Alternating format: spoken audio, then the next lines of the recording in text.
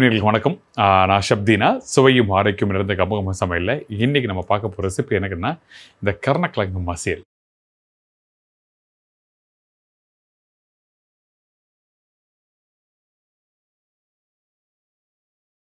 இந்த கருணக்கிழங்கு மசியல் சொல்லும்போது பார்த்தீங்கன்னா நாக்கு ஊறும். ஏன்னா நல்லா வேக வச்ச கிழங்குல அந்த ஒரு புளி ஒரு காரத்தை சேர்த்து சாப்பிடும்போது சூப்பராக இருக்கும். அது எந்த ஒரு குழம்பு ஊற்றி சாப்பிடுங்களேன், அந்த ஒரு மசியல் லைட்டாக அப்படி தொட்டு அப்படி நாக்கில் அப்படி தொட்டு சாப்பிட்டீங்கன்னா சூப்பராக இருக்கும். சில பேர் நல்லா சாப்பிட்டு பழகினவங்க நாக்கு ருசி கண்டவங்க விரல் அப்படி விட மாட்டாங்க, அந்த விரல் நக்கி சாப்பிடுவாங்க. அந்த அளவுக்கு ஒரு சூப்பரான ரெசிபி.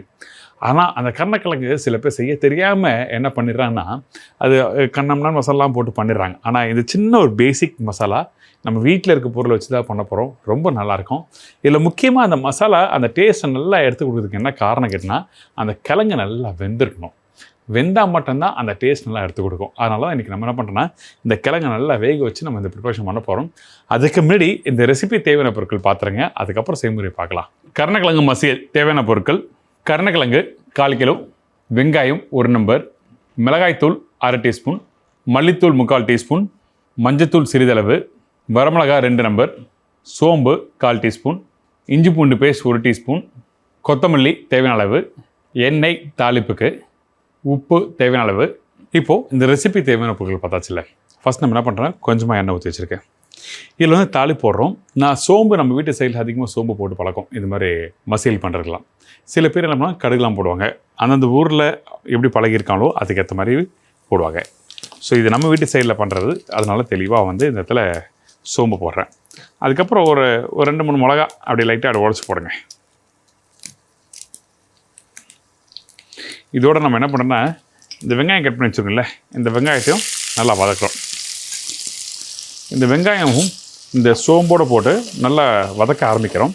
வதக்கிறது எந்த பக்குவத்தை வதக்குறோன்னு கேட்டிங்கன்னா ஒரு 70% வதக்கிறீங்க. சிம்பிள். எனக்கு இந்த கலராக வரணும், கோல்டன் ப்ரௌனாக வரணும், லைட் கலராக வரணும் அப்படிலாம் சொல்ல விரும்பல. சில பேர் அந்த நானும் சொல்லியிருக்கேன், அந்த கண்ணாடி பக்குவம், கிளாஸ் பக்குவம் அப்படின்னு சொல்லுவாங்க. அதெல்லாம் அந்த ஸ்ட்ரைட்டாகவே 70% சொன்னாலும் உங்களுக்கு எல்லாம் புரிஞ்சிருக்கும்.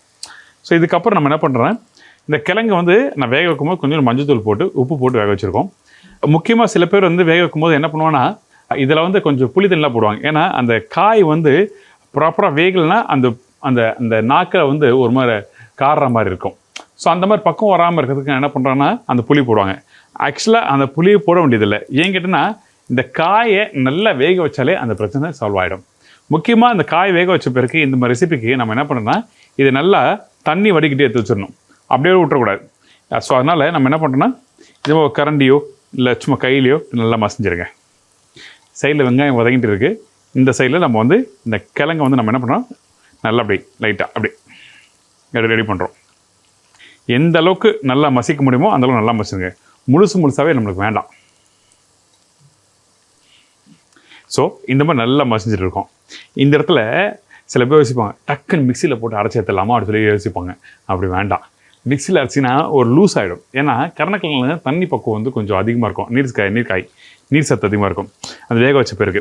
ஸோ அதனால் அது ஒரு மாதிரி குழம்பு போயிடுச்சு, நல்லா இருக்காது, மிக்ஸ் பண்ணுறது நல்லா இருக்காது. அதனால் நம்ம என்ன பண்ணுறோம், இந்த பக்குவத்தில் ரெடி பண்ணி வச்சுக்கிறோம். இங்கே பாருங்கள், பார்த்தீங்களா, இதுதான். ஸோ இந்த மாதிரி ரெடி பண்ணிவிட்டு நம்ம என்ன பண்ணுறோம், இந்த இடத்துல அந்த வெங்காயமும் ஓரளவுக்கு ரெடி ஆகிடுச்சு.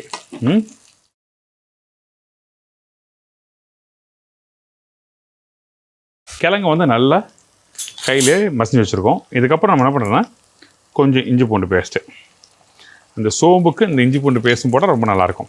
இதுக்கப்புறம் கொஞ்சம் மல்லித்தூள், மிளகாத்தூள் கொஞ்சம் காரத்துக்கு ஏற்ற மாதிரி. வீட்டில் குழம்பு தூள் இருந்தால் டேரெக்டாக குழம்பு தூள் போட்டுருங்க. அப்போ அந்த டைமில் இந்த மல்லித்தூள் மிளகாத்தூள் தேவையில்லை, சரிங்களா? இல்லாதவங்க பேச்சுலர் நிறைய பேர் வீட்டில் இந்த மாதிரி குழம்பு தூள்லாம் வச்சுருக்க மாட்டேங்க. அந்த டைமில் வந்து இந்த மாதிரி வந்து தனி பொடி போட்டுடலாம். அவ்வளோதான். இப்போ போட்ட பிறகு இதை நல்லா மிக்ஸ் பண்ணுங்கள். இதில் முக்கியமாக கவனிக்க வேண்டிய விஷயம் என்ன கேட்டிங்கன்னா, அந்த மசாலா நீங்கள் போடுறீங்களே, போடும்போது அடுப்போட ஃப்ளேம் ஹை ஃப்ளேம் வச்சிடாதீங்க. நீங்கள் மசாலா போட்டோன்னே அந்த அதாவது கருகி போகிறதுக்கு வாய்ப்பு நிறைய இருக்கும். ஸோ அதனால் நம்ம என்ன பண்ணுறோன்னா இது மாதிரி போட்ட உடனே லைட்டாக தண்ணி ஊற்றி குக் பண்ணால் அந்த இஞ்சி பூண்டு பேஸ்ட்டோட சேர்ந்துடும். இதுக்கப்புறம் அந்த புளி தண்ணி, இந்த புளி தண்ணி தேவையான அளவுக்கு சொல்லியிருக்கேன். என்னோடய சைஸ் வந்து நீங்கள் ஒரு நெல்லிக்காய், அதாவது சின்ன நெல்லிக்காய் இருக்குல்ல, அந்த நெல்லிக்காய் சைஸுக்கு வச்சுக்கோங்க. அப்போ தான் உங்களுக்கு நல்லாயிருக்கும். ஏன்னா அந்த காரத்தோட நம்ம சாப்பிடும்போது நல்லாயிருக்கும். ஃபஸ்ட்டு டேஸ்ட்டு பார்த்தீங்கன்னா உங்களுக்கு எப்படி இருக்குன்னு கேட்டிங்கன்னா, ஃபஸ்ட்டு டேஸ்ட் வந்து காரம் இருக்கணும். ரெண்டாவது டேஸ்ட்டு பார்த்தீங்கன்னா ஒரு மைல்டான புளிப்பு இருக்கணும். அப்படி தான் நல்லாயிருக்கும். எடுத்த உடனே புளிப்புத்தன்மை அதிகமாக இருந்ததுன்னா சாப்பிட பிடிக்காது. ஸோ அதனால் நீங்கள் அந்த பக்குவத்துக்கு ரெடி பண்ணிக்கோங்க. இப்போ இந்த புளி தண்ணி ஊற்றிருக்கேன், நல்லா கொதிக்கிட்டோம். கொஞ்சம் கொதிச்சு அந்த பச்சை வாசனை போன பிறகு நம்ம ரெடி பண்ணி வச்சுருக்கேன் அந்த கிழங்கு இதில் போட்டு மிக்ஸ் பண்ணி இறக்க வேண்டியதான். சரிங்களா? வேகட்டும். இந்த புளி தண்ணி ஊற்றின பிறகு நல்லா குக் பண்ணணும். ஒரு கெட்டியாகணும். நம்ம வீட்டில் இந்த புளி சாதத்துக்கு புளி காய்ச்சல் பண்ணுவோம்ல, அந்த ஒரு கெட்டித்தன்மை இருந்தால் தான் உங்களுக்கு வந்து இதை போட்டு மிக்ஸ் பண்ண நல்லாயிருக்கும். கொஞ்சம் தண்ணியாக இருந்தால் அது சரியாக இருக்காது. அதனால் நம்ம என்ன பண்ணுறோன்னா, இந்த பக்குவத்தில் நம்ம அந்த மசாலாவை ரெடி பண்ணிடுவோம். பார்க்குறதுக்கு எண்ணெய் கூட இருக்க மாதிரி தான் இருக்கும். ஆனால் இந்த கிழங்கு போட்ட பேர் கரெக்ட் ஆகிடும். சரியா? அவ்வளோதான். இதுக்கப்புறம் அந்த ரெடி பண்ணி வச்சுருக்க அந்த கிழங்கை இதில் ப்ளேஸ் பண்ணுறேன். அவ்வளோதான். போட்ட பிறகு நம்ம என்ன பண்ணுறோம், இதை அப்படியே திருப்பி நல்லா முடிஞ்ச அளவுக்கு நல்லா மேஷ் பண்ணுங்க. மேஷ் பண்ணிட்டு அந்த மசாலாவோட பிரட்டுறோம். அவ்வளோதான். இதுக்கப்புறம் கொஞ்சம் லூஸான மாதிரி இருக்கும். திருப்பி நம்ம கெட்டித்தன்மை குக் பண்ணுறோம். குக் பண்ணால் கெட்டி ஆகும்.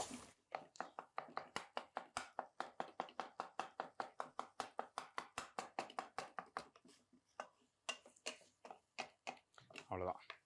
ஒரு 5 நிமிஷம் ஆகட்டும். அதுக்கப்புறம் டிஷ்ஷை கம்ப்ளீட் பண்ணலாம். அதுக்கு முன்னாடி கொஞ்சம் கொத்தமல்லியை தாராளமாக அப்படி கையில் அள்ளி போடுங்க. நல்லா ட்ரை ஆகணும். அந்த ட்ரை ஆனால் தான் அந்த மசில் நல்லாயிருக்கும். ட்ரை ஆகாமல் கொஞ்சம் லூஸாக இருந்ததுன்னா சாப்பிட்றது நல்லா இருக்காது. அதை கொஞ்சம் லைட்டாக ஒரு 5 நிமிஷம் குக் பண்ணலாம். அதுக்கப்புறம் காமிக்கிறேன். அவ்வளோதாங்க, ரெடி ஆகிடுச்சு. அப்படி லைட்டாக அந்த ஒரு கெட்டித்தன்மை வந்து பிறகு திருப்பி கொஞ்சம் கொத்தமல்லியை போட்டு அப்படியே வீட்டில் ஒரு சின்ன கிண்ணத்தை எடுத்து நீங்கள் அப்படியே எடுத்து மாற்றி வச்சிங்கன்னா, எப்போல்லாம் வீட்டில் சுட சுட குழம்பு ரெடி பண்ணிடும், அப்போ அந்த டைமில் எடுத்து தொட்டு சாப்பிட்டா சூப்பராக இருக்கும். அடடா, பார்க்கும் போதே நாக்கு ஊறுது.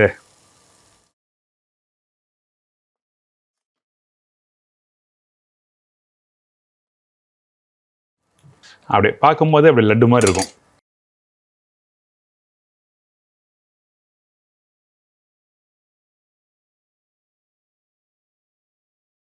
இதில் டைம் பார்த்தீங்கன்னா அந்த வெங்காயம் வதங்குறது, அதுக்கப்புறம் அந்த புளி தண்ணி குக் பண்ணுறது, அவ்வளோதான். ரொம்ப மெனக்கெட்டு கஷ்டப்பட்டு நம்ம அதை செஞ்சு, அதாவது இதை அரைச்சி அதை போட்டு குக் பண்ணி அந்த பக்குவம் கொடுக்கணும், அந்த மாதிரிலாம் எதுவுமே இல்லை. ஈஸியாக நீங்கள் கரெக்டாக புரிஞ்சுட்டிங்கன்னா நல்லாயிருக்கும். இதில் முக்கியமாக கவனிக்கிற விஷயம் கேட்டால், நீங்கள் சாப்பிடும் போது ஃபஸ்ட்டு டேஸ்ட் கொஞ்சம் காரத்தன்மை, ரெண்டாவது புளிப்புத்தன்மை, அவ்வளோதான். இதே மாதிரி நான் இன்னொரு நாள் இன்னொரு புது ரெசிபி சந்திக்கிறேன். நன்றி, வணக்கம். See bye, take care. Thank you so much.